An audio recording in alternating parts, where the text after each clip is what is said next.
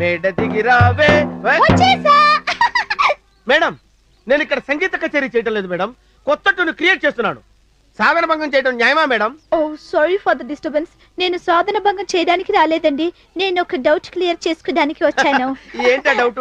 ఇది పిల్లని గ్రోవా లేక మృదంగం అని అడగడానికి వచ్చారా? నా డౌట్ అదే కాదండి, ఇందులో ఎంచక్క కర్ణాటక సంగీతం కూడా వాయించొచ్చా? ఒక కర్ణాటక ఏంటి, Canada, Russia, America, Australia, London, Paris అన్ని వాయించవచ్చు. గ్రేట్. ఫారిన్ రాగాల గురించి ఇంత బాగా చెప్తున్నారు, కానీ చేతిలో మాత్రం చీప్ గా ఈ లోకల్ ఐటమ్ ఏంటండి? ఏంటి నా డప్పు గురించి చీప్ గా మాట్లాడుతున్నారా?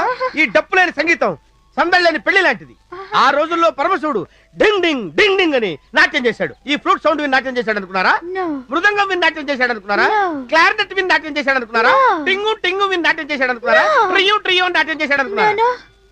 ఈ డప్పు సౌండ్ విని నాట్యం చేశాడు.